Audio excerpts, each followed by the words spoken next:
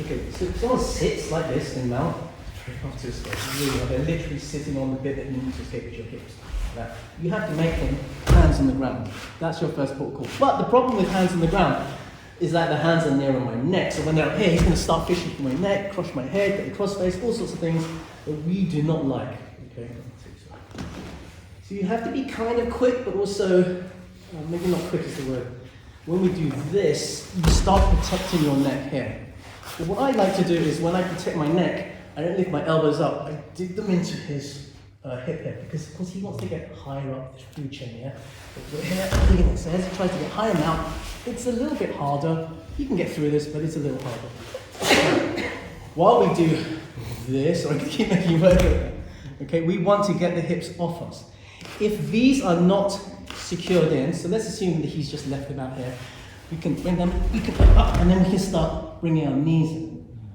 Once we bring our knees in, we take them off since, and then I know you're excited, but let me count the working this position here. I'll just stop it here. Okay, so defend, and they're not hooked in. So in this case, you can bridge up, but push up as well and insert. All you need is one knee, one shin between you and him. This leg goes on the outside, extend, and we're in this, what we call a low single leg exit. I'm going to talk more about this particular position in the next drill, but for now we're just going to do this drill. Use your knee to shunt him forward, protect, hands, bridge, single, here, and then I'm slightly on my side. You can start working this. Okay, so give that a minute or so, swap on your own side, and then we'll progress. Okay guys, 1, 2, 3. Let's talk about this low single leg X again. So Glenn is on his bum.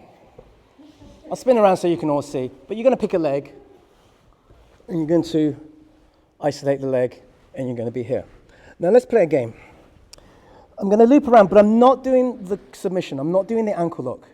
Okay, this game does not involve the submission. And he has to get up. So the good way to get up is he would hip height. So he'd get onto his knee, up, there. That's stage 1. And stage 2 is to get up on his feet. There. Okay, so there's 2 stages. And he does the same to me. Just a normal single leg X. Here. Okay, number 1, there. Number 2, there. I'm not trying to take it off.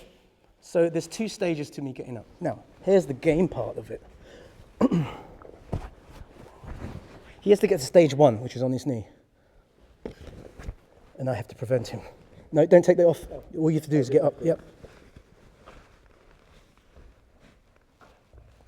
If he gets on his knee, then he has to get to his feet. And then we have to knock him down again. And he has to get to his knee. And you have to stop him getting to his knee, etc. Okay, so there's 2 parts to the getting up part. And your part is to just keep knocking him down to his feet. And then when I say switch, switch over. Okay, just watch out because some of the throws, they will fall backwards onto somebody else. Is it quite limited resistance, or are you trying to actively stop you? The most important part of this game is to get his bum on the ground and keep it there. So that's the hardest part. I mean, that's the most important part. Once he's up on his knee, there, I need to try and get him back down to his bum again. So actually a lot of the times you'll find that you'll be doing that a lot, that little bit a lot. By the time he fully stands up, you've missed all the intermediate stages. There's still an opportunity to get them knocked down, but it's harder. Okay, 1, 2, 3, let's go. Let's go back to the mount escape, all right? The basic mount escape, where he hasn't changed the technical mount or S mount. All I've done is this, hands on the hip, bridge, bring a shin in, extend away. Now, would you agree he's in phase 1 of what we just did? I want to bring him down to phase 0, okay, which is where his bum is on the ground. If I try to leg lock from here, just don't do anything, just stay where you are. It's not really on, is it? I need you down there, and you don't want to be down there. You want to stand up. So that point where you escape, you need to immediately introduce the extension where he's on the ground. Now his bum is on the, his hip is on the ground. Now I have access to this. But we're not going to do this. I know it's anathema to what I like to do. I like my leg locks, but it's too tempting. Plus his knee's kind of turning in. It would be too tempting to turn in, which would be illegal, right? You're not supposed to turn in, according to IBJJF. I have to turn out. Let's bypass all that. Let's grab the knee. Now we're going to do phase 1 ourselves. Phase 1. Phase 2. Bang. Hips. Pass. Okay. So we've turned defense into attack, escape, pass, into a better position. Let's turn it around so we're here. Break the posture. Protect so he doesn't get to high guard. Hands on hips. Bridge. Introduce the shin. Take him slightly off to one side. Introduce the heel. Do not stop here. Carry on so he goes. Now we're in phase 0. Wrap around. Get to phase 1. Get to phase 2. Hips. Pass to the other side. Okay, give them a tickle. All right. Switch in your own time. 1, 2, 3. Let's go. Yeah, a couple of things. So, yeah, let's go into mount again. So just watching what people are doing. A lot of people like to go from phase 0 straight to phase 2. Okay. There's a slight issue with that. Is that as we're extending here, if I go from here straight to here, I'm quite unstable. It looks like I'm stable, but I'm not in a position to attack or pass. I then have to go from here to here and go from here. And in that time, someone as good as Glenn is going to start countering, right?